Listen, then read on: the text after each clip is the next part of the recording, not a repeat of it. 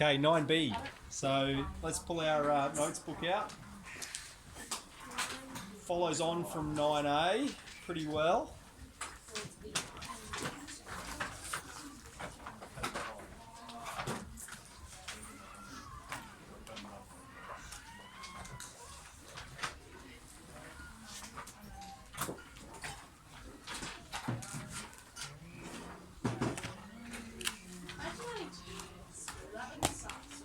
Okay, so we've got a couple definitions up above. We're talking about a distribution of sample means. So basically, xn is going to be the mean or the observed mean from n observations. And so obviously, you know, the average is the sum of values divided by the number of samples we've done. So that's the first statement.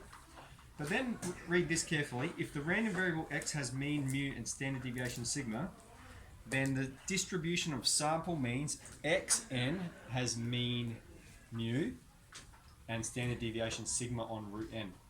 The reason being, the population mean always overrides the sample mean. If we know the mean of the population, then that trumps the sample mean.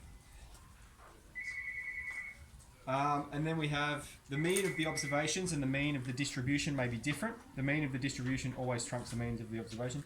As the number of observations increases, the observed average, xn, gets closer and closer to the actual population. Okay, so let's explain that. Let's break that down.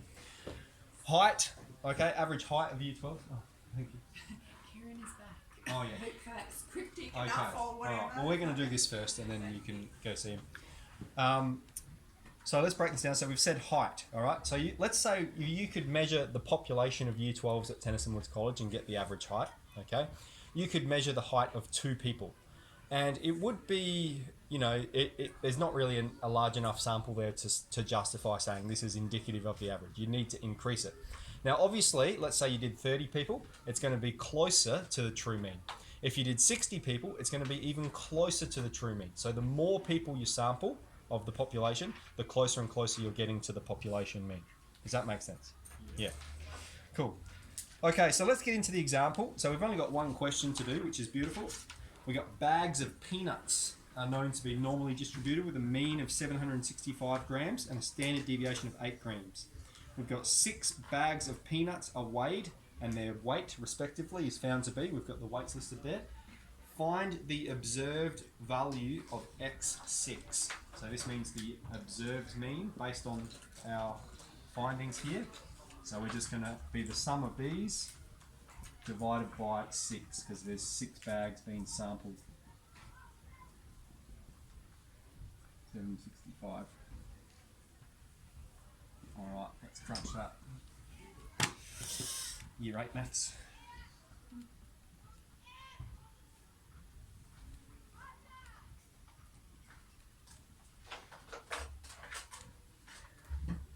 $762.83 grams, yes. Okay, and then the second A, or B should be, find the mean and standard deviation of x6, okay? Now we're told the mean weight of peanuts is 765 grams, okay? Which means the mean of x6 is 765 grams, okay? This was our observed average, but the mean of the population trumps the observed mean, okay? And then the standard deviation of x6, so we can write it like this, is going to be the standard deviation of x divided by the square root of n. So that's 8 divided by the square root of 6. And we can write that to a few significant figures.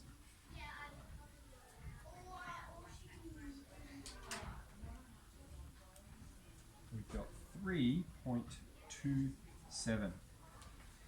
Okay, now in tomorrow's lesson, when we talk about the central limit theorem, you'll see, you know, there's only one question here. Tomorrow's lesson, we've got 5 questions, okay? Because that's going to be a pretty key concept. And we're really going to clarify why the standard deviation gets smaller as the number of samples increases. But for now, I'll just leave you with the formula. Okay, so pretty simple skills, I think. Let's get into it. What week is the test? It's on sector, but we're delayed